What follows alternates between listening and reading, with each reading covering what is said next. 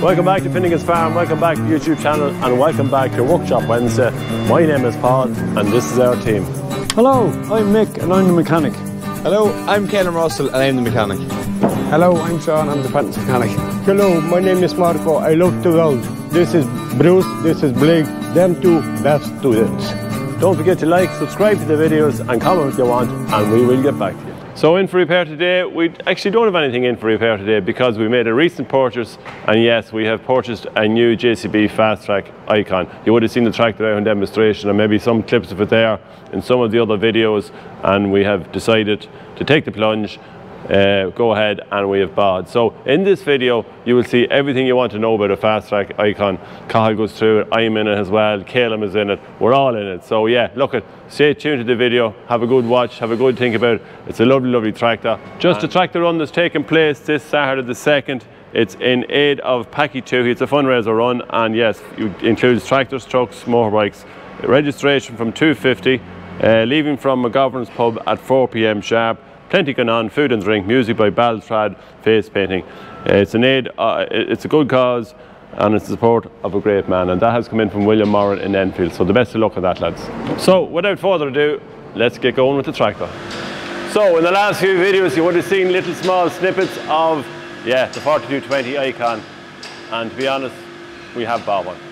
All courtesy here of Niall. We have Niall from JCB, and we have Sean from JCB, you're for the UK representative over here. And the two boys, we're going to actually run through the tractor here. We had it out on demo, as you know, with the silage. Got it back again, and to be honest, I was very impressed. I'm not a massive JCB fan, I have to say, but I was really impressed with this tractor. So we made a deal, Niall came down and we struck a deal. Eventually, it took a while, and yeah, we're happy enough, and we have taken it in. So we're going to actually run through the tractor here with Sean, who's come over. We're going to go through, we'll say, the changes that we've had from our last 4220 to where it is now. So if you wouldn't mind maybe. Yeah, so your last Fastrac 4000 was 17 plate, wasn't it? Yeah. Right. So that was a tier 4 Fastrac basically. So we are now in front of us, we've got the Icon, which is our third iteration of 4000 series Fastrac.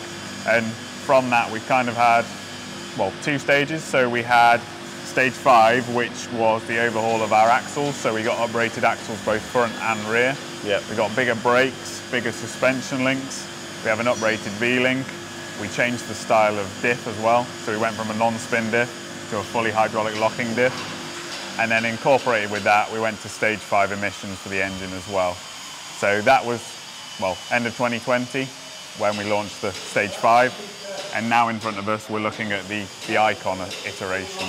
Okay. So the Icon is the overhaul of the cab environment for the operator. So we've got a complete new armrest and complete new screen in there. Incorporated with this, so we have built-in GPS, Isobus, the ability to have up to 4 cameras built within the screen. And then on top of that, we've also tweaked and developed the drive control software. So the way in which you actually drive this tractor compared to your old iteration is different, but different in a good way, so hopefully a lot easier to drive and a lot more comfortable to drive. Niall, you were a mechanic for years, working on JCB Fastracs and diggers and teleporters and everything. Yeah. Now you're a salesman, so I always like to see a good salesman who's been a mechanic as well, because now you understand sometimes my grief, and hopefully you'll be able to, you know, if we've any questions or problems going forward, that you'll be able to answer them. The biggest changes you've seen on the Icon now, what are they compared to the other or older model? By far the axles. Yeah. We have seen a good bit of trouble with the axles, hub seals, as Sean mentioned.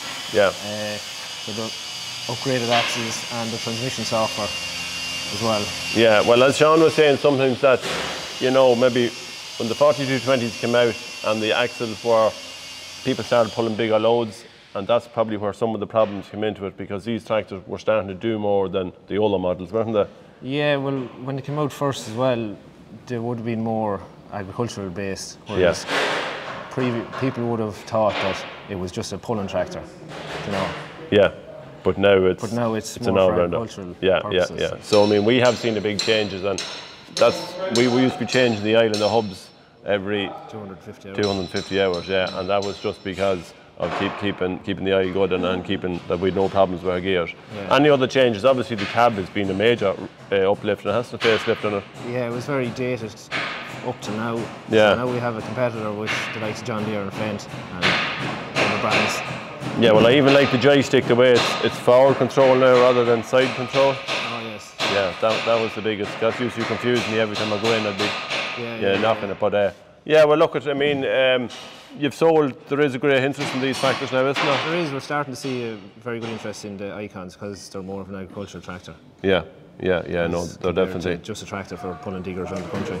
Yeah. So where do you see the growth in it? Is it in the ag sector more so than, I know that there is a lot of them still in construction, pulling low loaders and dump trailers and that, but do you think these will be one for the field? I think so, yeah. When we get enough demos out there and people see what they can do, I think it will take off in the agri sector. Right. So Sean, live link on JCB Fastrac, what is the position with it? Yeah, so it's a very similar, concept to JD Link that you're used to using. Yeah. It was originally launched for our construction machines, so originally it came with features like geofencing to make sure that, like you say, load alls and like 3CXs and stuff weren't stolen basically or operated out of hours. With the incorporation into the ag range, we basically focused more on, how's the machine being used, especially like the Fastrac, when's the PTO being used, what drive modes are being used, especially on the older 4000 series.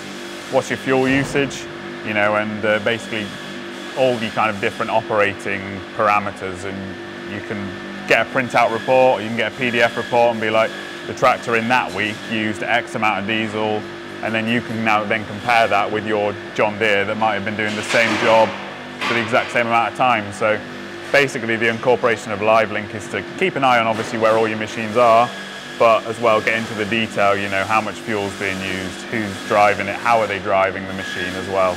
Yeah, so it's a full-on information pack really, which really is the way it's going, isn't it? I mean, apart from obviously knowing where it is, we'll say your downtime and your idle time and things like that, very important to know because, that's just the way.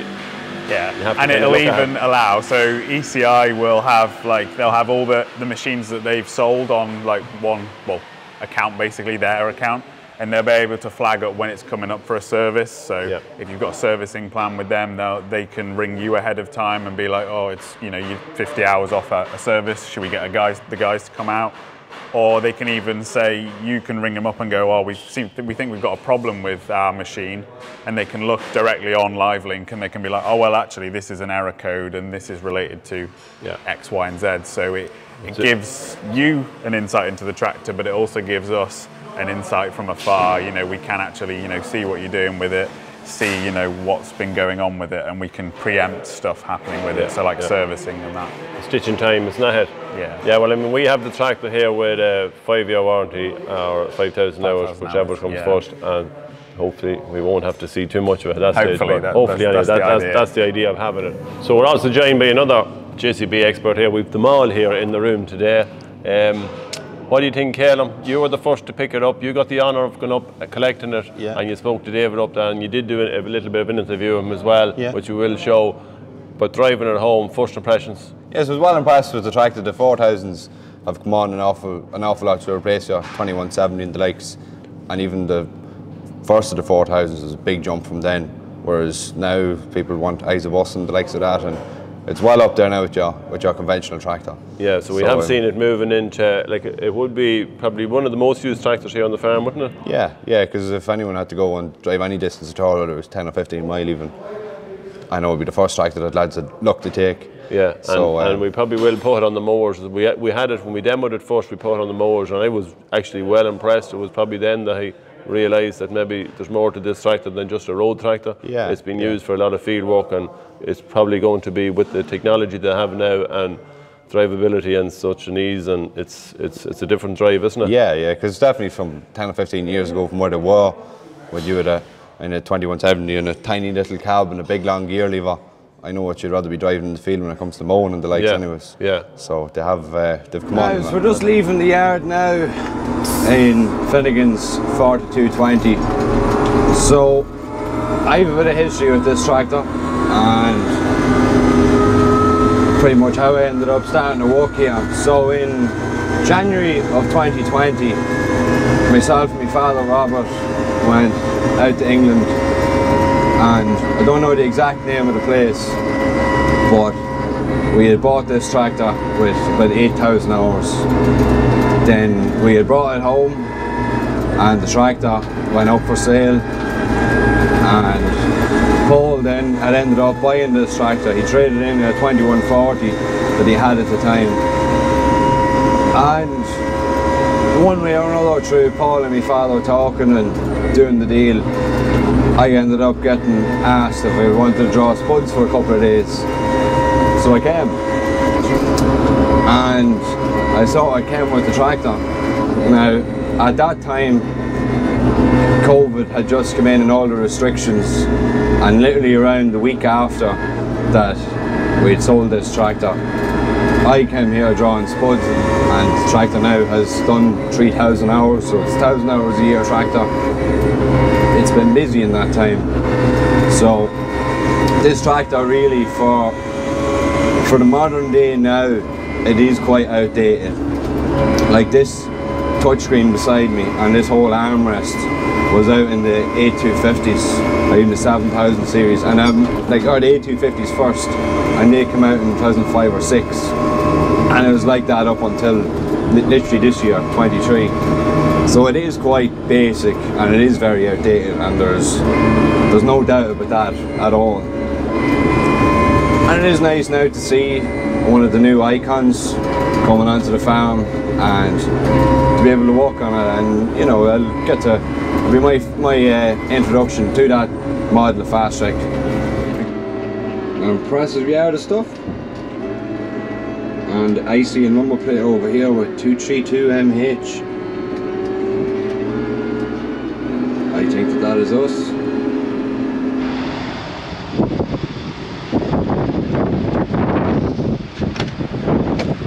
Look at that. Brand spanking new.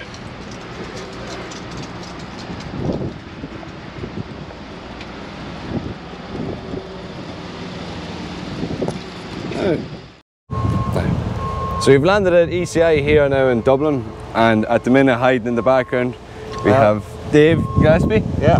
So ECI service, yeah. So we're finally here now. So he's after trading up from his 2140 initially to 4220, and now he's gone brand spanking new out the box. Icon, yeah. All bells and whistles, LEDs, yeah, full Novotel GPS. So this tractor is more or less full spec.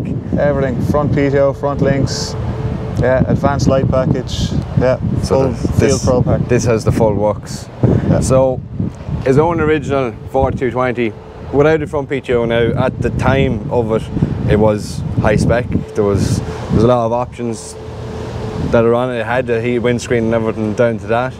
Yeah. But just by looking at our new icon now, it looks nearly a completely different tractor now. What's bit of a relic now, but yeah, no, it's yeah, they've come a long way. They look very similar, but in matter of fact, a lot of things have changed. You've got a heavier axle, new stage 5 engine, if you're in, and I suppose up from the stage 5, the big changes in the cab, icon cab. Aye, so the original armrest and screen was used from 2005 or 6, wasn't it? 2007. In your A250s. A250s. And it's still used up until... was used up to till about 18 months ago, yep. Yeah, so... Until the icon came out. They'll find me.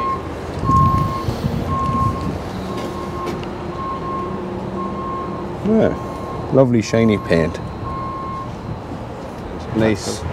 Yellow grab handles just to symbolise the icon. That's the only difference you'll see from outside. Yeah, yellow grab handles. You'll see lads with the Tier 5s and Tier 4s painting them yellow now. I'm sure they will, yeah. So that's really about it from this side of it here in ECI in Dublin.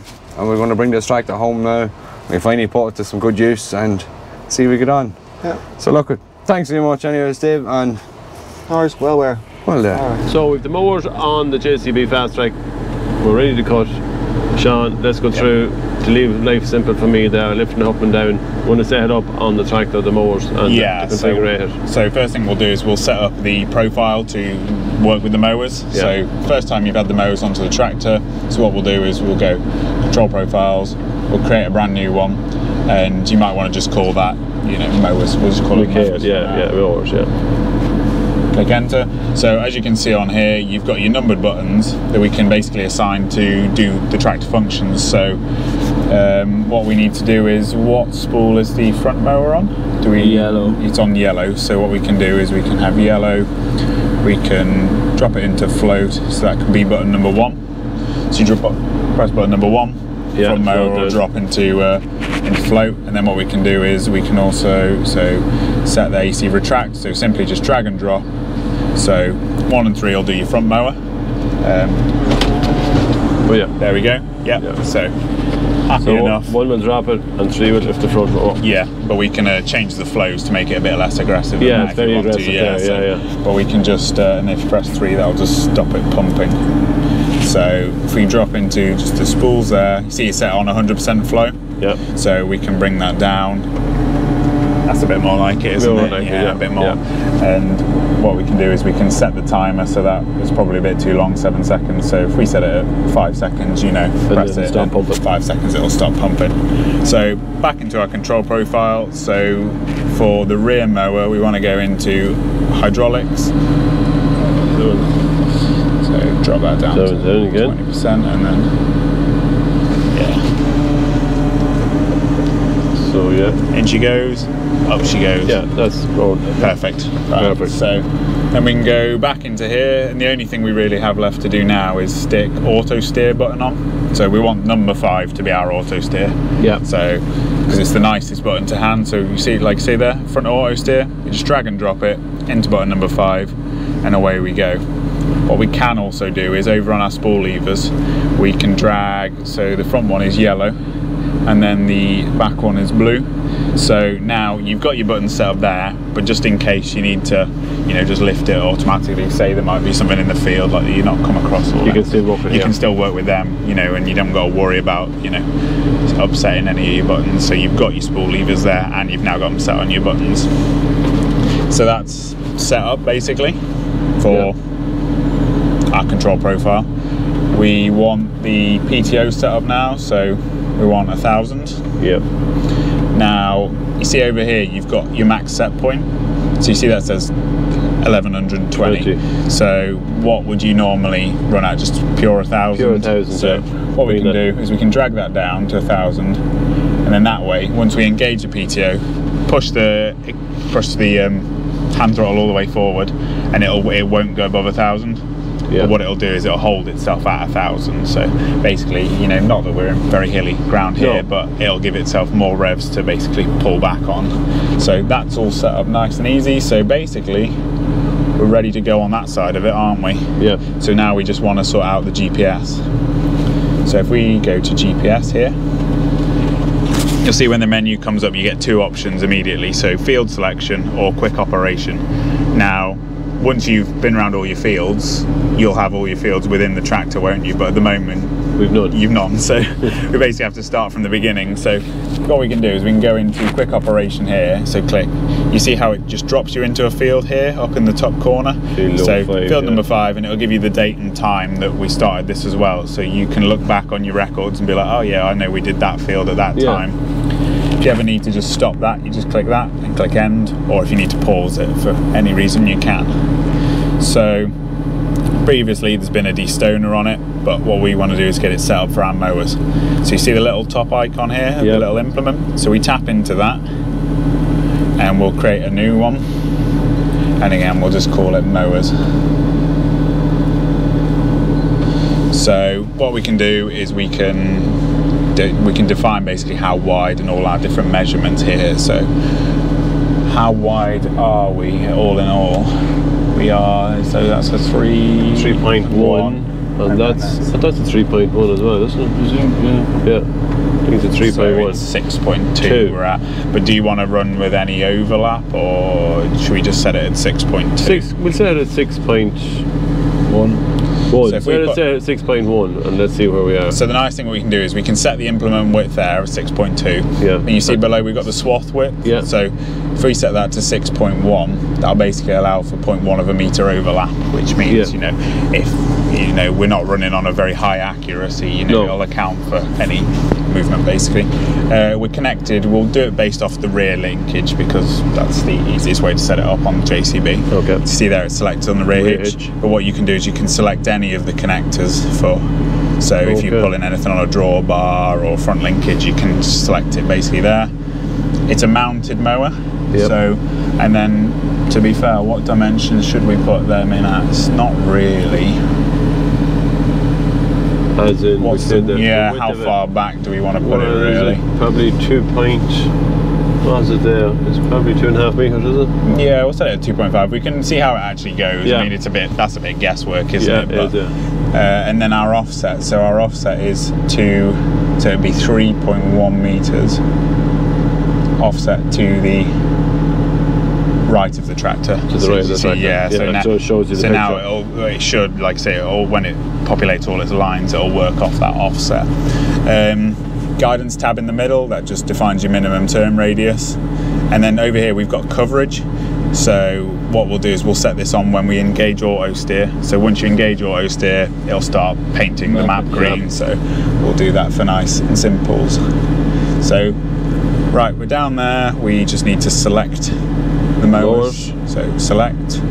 So we've dropped into mowers. As you can see there, nothing done yet, but none done yet, but it is there, set off right. Let's just make sure it looks right. So all the younger guys can drive on the joystick. I have to drive on the pedal. That's what I was rared on the pedal.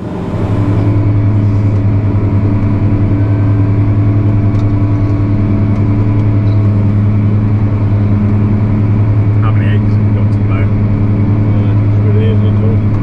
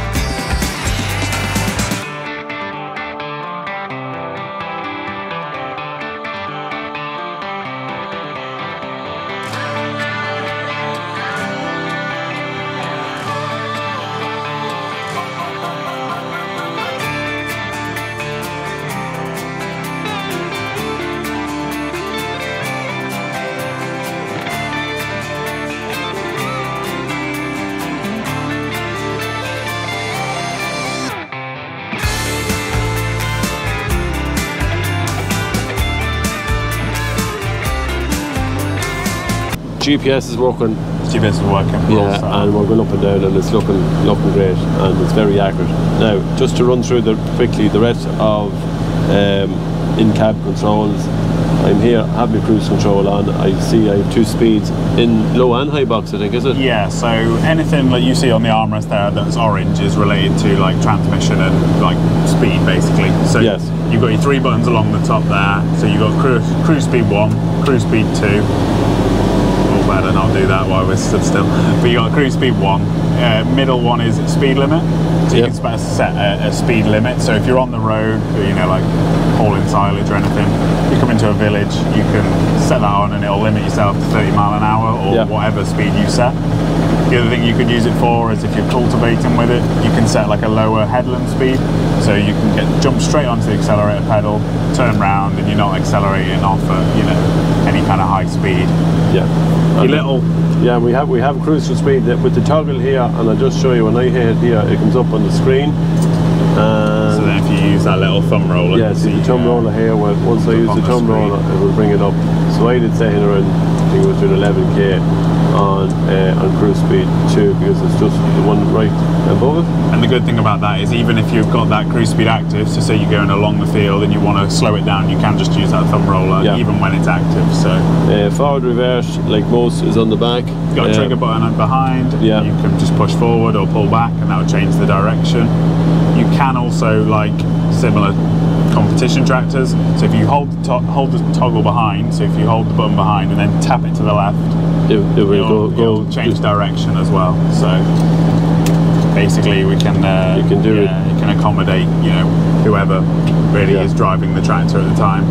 We have a high and a low speed here. High, low box, neutral. Yeah, which to be fair is very rarely used on the Fastrac, but it's nice to know it's there. We have 2 more buttons here on the side. 2 engine RPMs. Yeah, so if you're doing something that, you know, requires you to set RPM speed, but not necessarily PTO. So if you've got like a hydraulic driven fertilizer spreader, you can set something on there. Yeah, so these row buttons then on the front here, again, very, very similar to a lot of the new style cabs. Radio controls, but we've still got, if you look up to the top of the cab, we've still got our radio bulkhead, so you know, if you do need to just turn the radio up, turn it down, you've still got... And it's actually quite accessible there to the hand. It's not too far away out of the way, so it's quite close.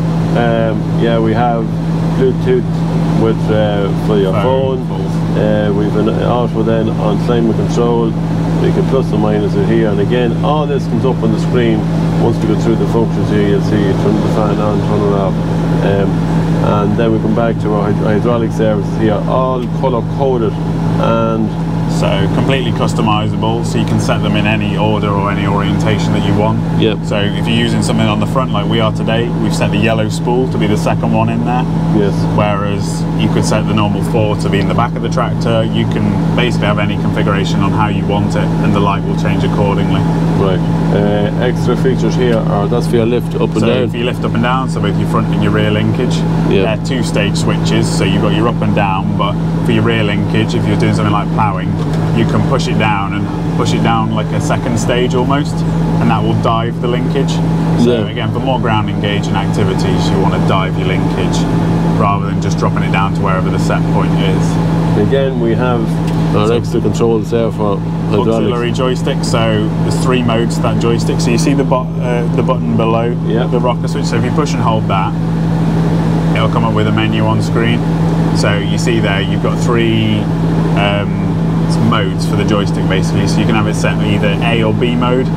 So if you've got, like, say, we're not using it, but if you wanted the front mower to be on A and then your rear mower to be on B, you can do that. You've also then got your isobus control, so if you want the joystick to be purely isobus, so for a third spinner or maybe a sprayer, you can do that. You can do that as well. Yeah. Very good. We have our controller here, so we have a home button. So you click the home button, you just have to click close on that. Yep. So click the home button, and then that'll always take you back to the home. You've got your directional controls, which will go left and right through the different screens. Yep. So 5 screens in total. And we have a function where we can put a camera on this as well. Yeah, so you can put up to 4 cameras into this screen. So it will sit in here in this box. It says there no camera connected, but if you plug multiple cameras in, you can switch, you can toggle cameras. You can even assign like a camera, so say you were to push button number 5, it was one with a camera. So like I say, we've increased the functionality of. And then your scroller then is just... So if you, for example, if you click on like red spool or something on that screen, so if you click like or any spool, so now if you use that little thumb roller, you'll notice a little navigation thing will appear up on screen. So you can actually click with that roller. So if you push that roller down, it will click. So if I want so that change that 6 seconds, click, and I want to change it. It's a bit, first time you do it, you gotta. Yeah, so now you can use that thumb roller to highlight it. Actually highlight and change the speed, or timer, sorry. And that's it then. And that's it, yeah. Very handy. Then we have... So you've got your front link depth set point and then your rear depth set point. So top one being your front linkage, bottom one being your rear linkage. Yeah, obviously our PTO is in yellow. PTO is in yellow, so push them forward, hold them, PTO turns on and then just pull them back to disengage. The one thing that you probably won't be able to see from the camera at the moment is under the armrest. we've still retained a lot of our linkage controls, like physical controls.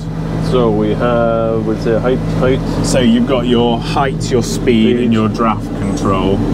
And you can do all that within the screen. However, it is quite nice when you're driving along. You can just lift that up, adjust it if you need to. You know, you haven't got to faff around going into the screen. Yeah. You've still got the physical knob set to do it. Not so quite sure whether I'm mad on the park. I actually did like the old You one. like the old lever with the yeah. Felt like you were driving like a wagon. A wagon, lorry, yeah. So look, I mean, it's just a matter. You have to put your foot on the brake to push it down, then, and that just releases it again. Here we have our 2 and a 4-wheel steer. This was still more or less the same, and we have a row, but not as many as the previous model. Yeah, same as the previous generation. We've slithered away the bottom bit of the B pillar. Yeah, so it'll allow you to your seat to rotate the same. Yeah, so we have all our lights here with our beacons, all our auxiliary on the belt line on the lights, GPS on. That steer then is for your fast steering, associated with the GPS. So once you turn your GPS on, your fast steer will come on. Yeah, so that's your rear linkage up and down, wiper. That's different mode for your suspension. Yeah, so it's like max firm suspension. So it's more for the cases of like hedge cutting and stuff. Yeah, this for locking your hydraulics, I presume. That's called transport lock. So if you push that, none of your hydraulics or linkages will work. Okay. So you could now use your spool, and then it won't work. The auto 4-wheel drive, also related to the auto diff lock. So if you want diff lock to engage or 4-wheel drive to engage at certain speeds and parameters. Yeah. 4-wheel drive, diff lock, and then wheel slip and brake. Yeah, look, I mean, it's as I said, it's a lovely cab. Loads of space in the cab here. The controls here, then on the front, then we have all our RPM, our fuel gauges, coolant levels. Very self-explanatory, and it's very neat there, so it doesn't impose at all on your vision once you look out the front there. I don't know, it just feels more vision on this one compared to the other one. It just seems an open cab. In a more open cab, yeah. So I'd just like to thank Sean from JCB from coming down. We have Niall there, but as you can see, he's over there on the phone. He's after walking over from there back there, but 4 or 5 times we have him coming here, coming down. We have it all set up now. Look, it's just a matter of getting used to the icon. There is a little bit more involved, isn't it? Yeah, it's a bit more involved, but once we get, like I say, once we're all set up, you know, it should be even nicer than your old Fastrac to utilise every day. Yeah, well look, we're going to keep in contact here with Sean. He has a wealth of knowledge for a young man, and as I just say, he's after giving us some great tips. And Niall, thanks very much for coming down. And yeah, look at lads, we'll talk again. And perfect. Thanking you. Good to meet you. Thanks, Sean. Take care. All right. So that's it for this week's Workshop Wednesday. Hope you all enjoyed the video on the Fastrac. Don't forget to like, subscribe to the channel. Yeah, and we'll talk to you all next Wednesday.